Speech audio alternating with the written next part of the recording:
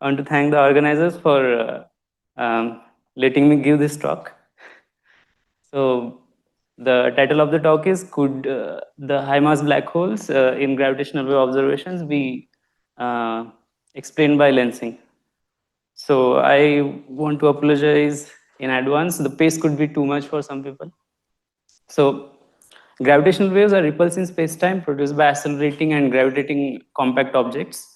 The sources of gravitational waves could be binary black holes, binary neutron star black hole binaries, supernovas, and many more other sources. We have ground-based gravitational wave detectors to detect these gravitational waves. When the binary black hole gravitational waves are loud enough, for example, when their signal to noise ratio is larger than or equal to 8, signal to noise ratio can be in short called SNR. Uh, then we call it a confident detection. So when we have a confident detection, we can do parameter estimation to get the source properties. For example, the luminosity distance and redshifted mass, source redshifted mass, which is a combination of the source mass and redshift. Um, in the framework of binary black hole gravitational waves, we don't have a way to get the measurement of redshift directly. So as a result of that, we have to assume a cosmology which helps us get the redshift from luminosity distance. And once we have that, the source mass is determined. It's easy after that. Okay. So during the passage of GWs, they can encounter galaxies or galaxy clusters, and if the GWs are sufficiently close to the galaxy, you get multiple images of the same source. It is called strong lensing. When it is not close enough, but still experiences the galactic potential, the detector receives only one image of the source. In that case, it's called weak lensing. Yeah. These images can get magnified or demagnified and can arrive at the detector at different times. This is due to the different paths that they take and due to the galactic potential. Okay. So here are some formulas. Um, the lensed waveform is the unlensed waveform magnified by a magnification factor square root of mu. Since the luminosity distance is inversely proportional to the waveform, and the waveform gets magnified by square root of mu, the luminosity distance gets demagnified by the same factor. Using cosmology, we get a redshift, which differs from the true redshift of the source because the new luminosity distance is reduced. So the redshift is also reduced. Now, if you get the source mass, it is going to be higher than the true source mass by a factor of 1 plus true redshift divided by 1 plus reduced redshift. Okay. So what does this tell us? This tells us that the luminosity distance is underestimated and the source mass is overestimated if the signal is lensed. Okay, so here is the problem. The galactic black holes follow this log normal mass distribution. Our Milky Way galactic black holes, which are seen by X-ray observations, follow this black curve. On the other hand, LVK has seen a lot of high mass events.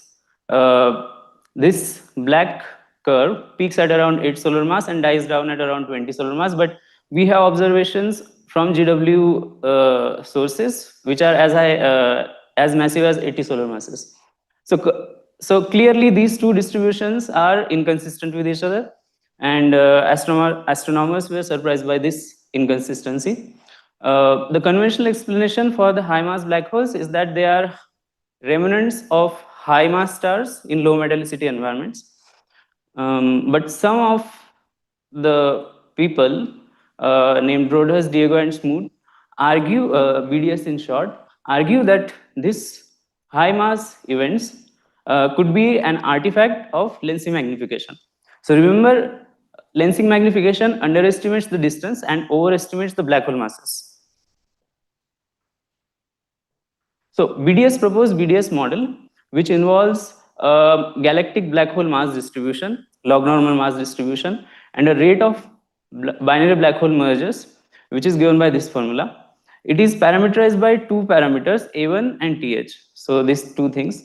A1 governs the peak merger rate, and TH governs the fall off of this merger rate from its peak value till today.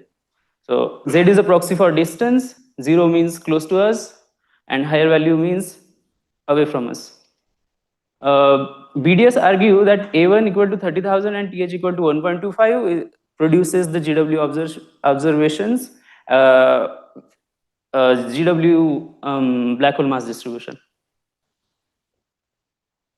So what do? We do Monte Carlo simulations using the lensing magnification, and we assume a log normal mass distribution everywhere in the universe. We take the BDS merger rate and keep A1 and TH as free parameters. We assume an SIS lens model, which is a good approximation for a galaxy or a galaxy cluster. We take isotropic sky distribution of these BBH mergers. We also consider O1, O2, O3 observing runs with duty cycles. Duty cycles is how much of the time the detector was on. And as a function of A1 and TH, we compute expected number of detectable events, expected strong lensing fraction. I will explain all these terms later.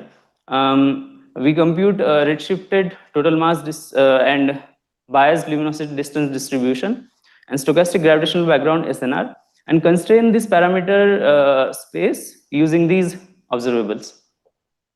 So first is expected number of detectable events. It is the number of events which cross an SNR threshold of greater than of 8, greater than or equal to 8, and which arrive in the observing runs O1, O2, or O3. It ranges from 1 to 10,000, and assuming that the detection is a Poisson process, we can get 3 sigma bounds on the expected number of detectable events. Those are 60 and 115. So what this tells us is that apart from this ribbon in this A1TH space, other regions are rejected. So other A1TH values are just not possible.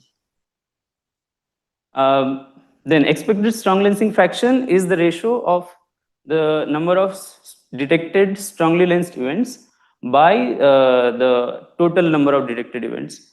And we get a posterior on the expected strong lensing fraction. The 3 sigma upper bound on it is 6.3%. So when we draw this contour, what this tells us is that any strong lensing fraction which is above this 3 sigma upper bound is not possible. So what this tells us is that this region of parameter space is rejected by this observable. Okay, we get the MZDL tilde distribution. It looks like this, and there's actually this theory is involved, so I'm not explaining it. What this gives us is 3 sigma bounds on the parameters of the BDS model, and tells us that the region of parameter space within these contours is allowed, and the region outside this is rejected. Stochastic gravitational background is an incoherent superposition of a lot of binary black hole GW signals, and we can compute it using certain formulas. We compute it for O1, O2, O3 observing run, and also consider duty cycle. Yeah, so it ranges from 1 to 16, and the 3 sigma upper bound on the stochastic gravitational background SNR is 3. So what this and also we have not seen the stochastic gravitational background in our detectors until now. So that tells us that the region of parameter space which yields SNR of larger than 3 is not allowed.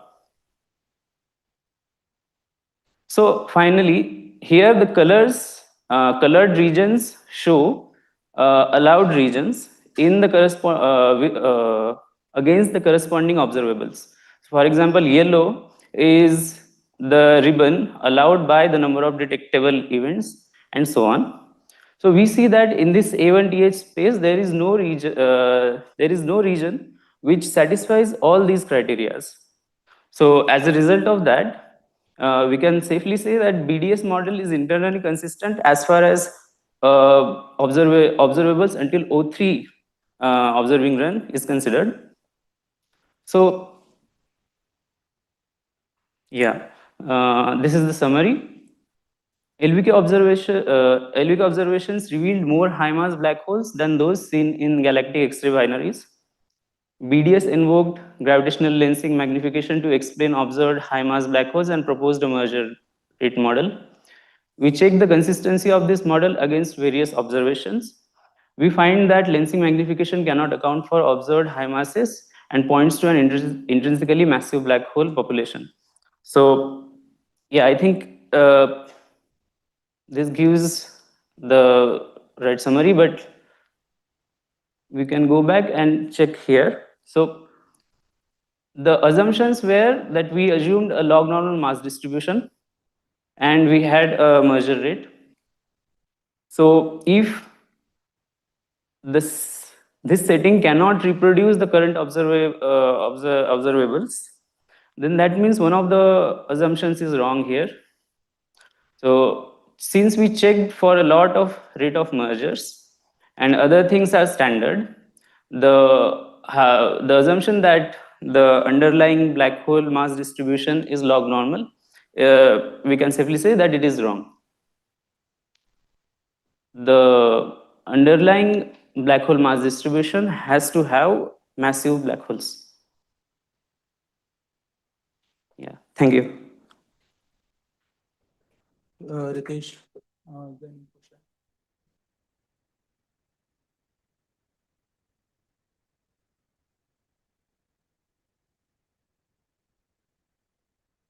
I just have a naive question. You just said that this log normal distribution of the masses should be discarded. Why should you?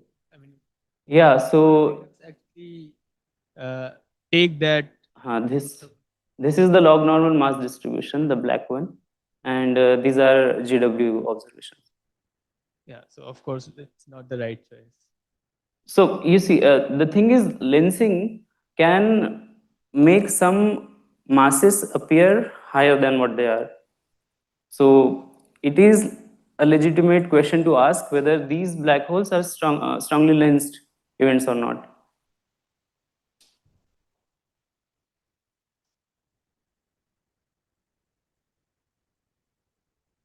Okay, if there any question online, then let's thanks Ritesh once again.